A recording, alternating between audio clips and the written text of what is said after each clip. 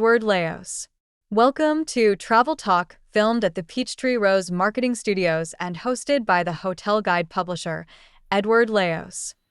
Good afternoon, everybody. Edward Leos here, publisher of the Hotel Guide and your host of Travel Talk. Really excited about today's guest. We were just chatting offline a little bit, and he's got just a variety of background and experience, being a third-generation hotelier. I'm really excited about having Mario Mikowski on the call today. How are you doing, Mario? I'm great. Greetings from Costa Rica. Right now I'm in the Arana volcano area. Beautiful day. Woke up to toucans singing. So a family of coatis looking for food right now. All good. Very happy to be here. I am very envious. I'm sitting here in a podcast studio, and you're in Costa Rica with the incredible background and scenery. So I'm excited to learn more about you, what you've been up to, and actually even for our guests and listeners, because the way I like to always start is getting a little bit to let them know a little bit about who you are. And so maybe tell some of our listeners who you are, how you kind of got to where you are, and then we'll chat about some of the properties that you're overseeing. Sure, absolutely. So I've been involved with tourism in Costa Rica in multiple functions for about 30 years going. As you mentioned, I am third generation hospitality in Costa Rica. So the story goes back to 1963 when I guess neither you nor I, and probably a lot of your listeners that were not even born. Yep. My great uncle opened a downtown San Jose, Costa Rica hotel, a couple of blocks from the National Theater. The beautiful coincidence was that while he was about to open the hotel, JFK gave a major address at that theater. So while they were doing a parade in honor of President Kennedy, everybody was chanting, "Welcome, President, welcome, President." So my great uncle thought, well, that's a great name for the hotel to commemorate the occasion. So he called it the Hotel Presidente, Nice. Which is still being run by the family, third generation. My brother is heavily involved in that. And I'm on the marketing and sales side and PR. Later on, my father came along. My father was an architect. Studied and was graduated from the Technion Institute in Israel, but he was true and true Costa Rican, born and raised.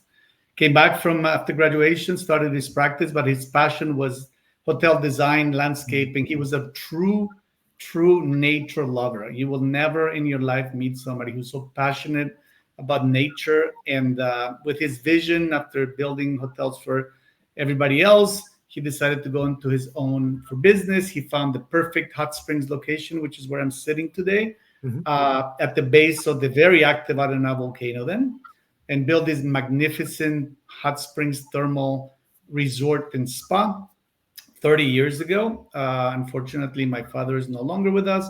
We have continued with the management and with the philosophy of sustainability. I mean, he was way ahead of his time in terms of sustainable practices, protection of the environment.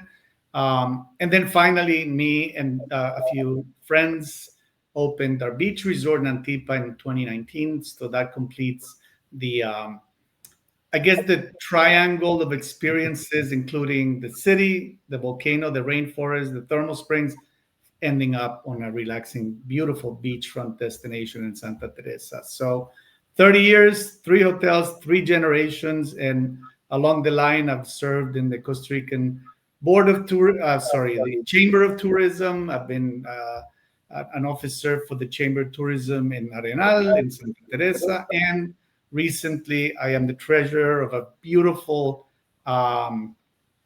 non-for-profit called Amigos of Costa Rica that channels donations and all sorts of aid from U.S. citizens to Costa Rican causes, over 100 affiliates.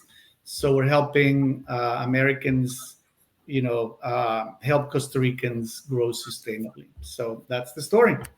Wow, it's like you don't have a lot going on in your life, Mario. I love this. And on top of that, 3 beautiful kids, a beautiful wife, regular suburbia, Washington, D.C. lifestyle. Wonderful. Well, no, I love the history behind it. And I knew that coming in the 3 generations. And it's always great to have that. I mean, we have 30 years doing this with the hotel guy. We were talking offline about that. And so to have something that you've had for not just 30 years, but longer is just a testament to the legacy that you're creating. So talking a little bit about that legacy going into 2025, you got 3 unique properties. What do you see for any of those properties going into 2025 that maybe some of our listeners would want to know a little bit more about?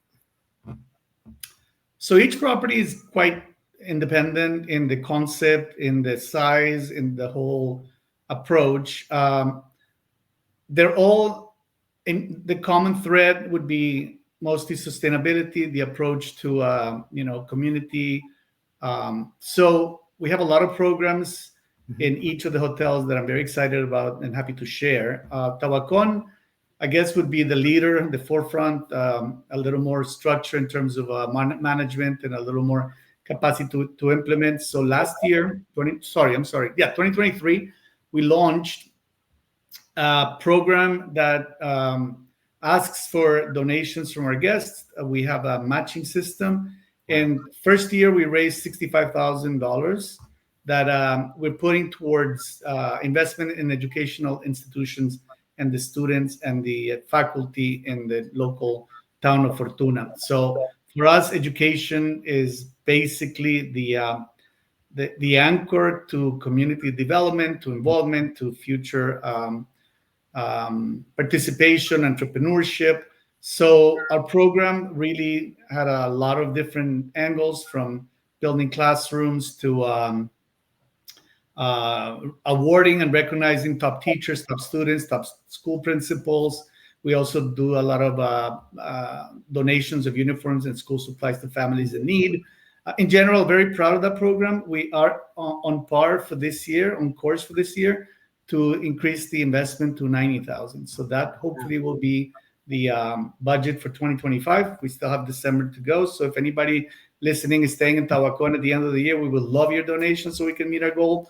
And we are about to launch the same program at Nantipa, our beach hotel. Perfect. Nantipa is much smaller, only 27 rooms, so numbers will be a little more conservative, but we're still very excited to copy the model, implement it in a different community, and then we're trying through Amigos of Costa Rica to replicate the model and have other colleagues throughout not only our regions, but throughout the country try to involve tourists, visitors, guests, even the expats living in Costa Rica to participate in this very, very important cause for us.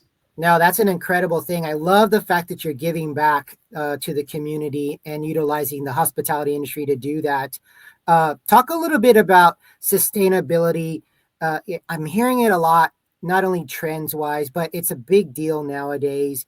When tourists and travelers are looking for places that have sustainable efforts going on. Maybe touch a little bit about what you guys are doing from the sustainability efforts, and then we'll kind of touch onto some of your personal side of things that I wanted to ask you some questions on for travel. Sure. So first of all, a little bit of a warning sign. Today, everybody claims to be sustainable, right? I mean, if you have a recycling bin and you reuse the towels and I don't know, you call yourself sustainable, you need to go way above and beyond that small practice. So unfortunately, the word has taken, it's been a little bit diluted, the concept, and we need to make it more firm, establish some guidelines. Costa Rica, fortunately, has a very strict certificate of sustainable tourism, and it's designed by the government, it's implemented by the government, and it's voluntary, and we as hotels can apply. And you really are forced to take an inward look in terms of your use of resources, again, your community outreach, your protection of the environment, reduction of single-use plastic, efficient. Like we change, for example, in Tawacon to solar energy. We have solar panels on our rooftops. We have a charging station for electric vehicles. So we're motivating our guests to, if they're renting, to rent an EV. Again, in Antipa, we just installed the first charger, electric fast charging station in the whole town of Santa Teresa in our hotel. We do have solar power systems for heating the water. We have state-of-the-art water treatment facilities in all three hotels to not only process the wastewater, but also reuse it, which is important, especially at the beach. So in general, there's a lot of practices. For us, it's based in three pillars: community outreach, protection of the environment, and efficient use of resources. In that, you include reduction of single-use plastic, for example. And of course, there's always ways to get better all the time. Right now, we just applied in Tabacon to become a B corporation, waiting for the hopefully positive response. But in general, there's a lot of ways you can get involved and become more sustainable. Now, having said all of that, we're taking the next phase, which is regenerative travel, right? It's not just about sustainability, which is to sustain what you have. It's to regenerate, which means to leave it better than it was when you left.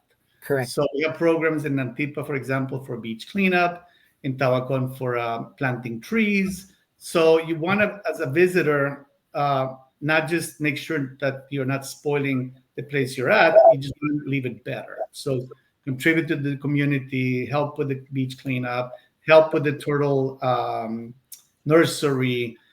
There's a lot of ways you can get involved. You can volunteer in the schools. You can bring supplies. I mean, there's many, many, many ways you can get involved as a visitor. But the important thing is not just to come, have a great time, and go home.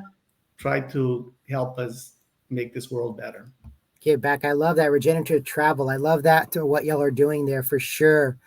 Let's switch a little to the personal side as our time is going by so fast here. But tell me a little bit. I know you're a traveler, hotelier. What are some of the things that are on your bucket travel list? So, based on my father's education and upbringing, I'm also a huge nature enthusiast. I'll give you an example. We took a family trip to Argentina, which I love.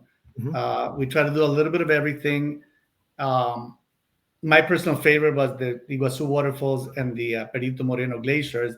My wife loved Buenos Aires. So, you got to balance a little bit. Culture, history, of course, nature. So my bucket list right now, don't know when, New Zealand, Australia, Thailand, Vietnam, Japan, a little bit of the other side of the world from where we live. I've been fortunate enough, based on my work and my personal life, to be able to explore a little bit more of the Americas and Europe. It's hopefully time to do that long haul to the other side of the world. Broaden the travel scope a little bit. But those are great bucket list ideas there. We got a couple of minutes left here. Any final thoughts on the properties, what you see, and then maybe what are best ways for people to connect with those properties if they want to know more or to get involved? So again, Costa Rica, if you're planning to visit us, please think about it as a multi-region experience. Don't just book that 1 week at the beach and think that we're like a Caribbean or a Mexican destination. You want to move around. You want to visit different regions. As we say in Costa Rica, spread the tourism dollars and visit the towns and visit different regions. So San Jose, the Hotel Presidente, gives you a fantastic downtown city experience, 2-3 nights over there. Go see the volcanoes in the north. www.hotel-presidente.com is the best way to get there. Tabacon, of course, the top premier hot springs destination in the country. Legacy of my father, beautiful volcano. This is where the real fun Costa Rica adventure experience comes in. My favorites: go rafting, zip lining, waterfall rappelling is definitely a must. Hanging bridges, going to the national parks. www.tabacon.com. And then when you're done with your culture, with your amazing adventures, when you just really want to get down a little bit in sun and sand, plus yoga, surfing, great dining out, Santa Teresa, top destination. Nantipa is our hotel, www.nantipa, nantipa.com. Well, you just hit all of those spots. I could tell why you're an ambassador for the region. Perfectly done. And, it's been an absolute pleasure having you on the Travel Talk podcast, Mario. I know that we can talk a lot more. So I have a feeling this might not be the last time that you're going to be on this show, because you have a wealth of knowledge, and what you're doing, particularly the giving back part. I love that. And I think that's important nowadays. So thank you for being Edward, my suggestion is pack your bags. It's about to get cold up there. Come down to Costa Rica. We'll do the next podcast in person. We'll take you around, show you the different regions. Maybe you'll just decide to stay here. Oh, I would love that. I'm definitely going to take you up for that. On that, I'm looking forward to traveling there. Actually, Costa Rica is on my bucket list, so now I got my contact there and 3 great properties to kind of visit as well. So, thank you again for being on the show today, Mario. Thank you for the opportunity to share with you, and for all your wonderful listeners. Happy holidays to everybody. Perfect. And make it 2025 in Costa Rica. You got it. Well, to all of our listeners and readers out there, again, follow us at thehotelguide.com. If you love what you're hearing here, please like it, subscribe, share, get the word out there about Costa Rica and these 3 incredible properties that Mario has a hand in. And so until next time, travel, make memories, and we'll talk soon. Take care, everybody.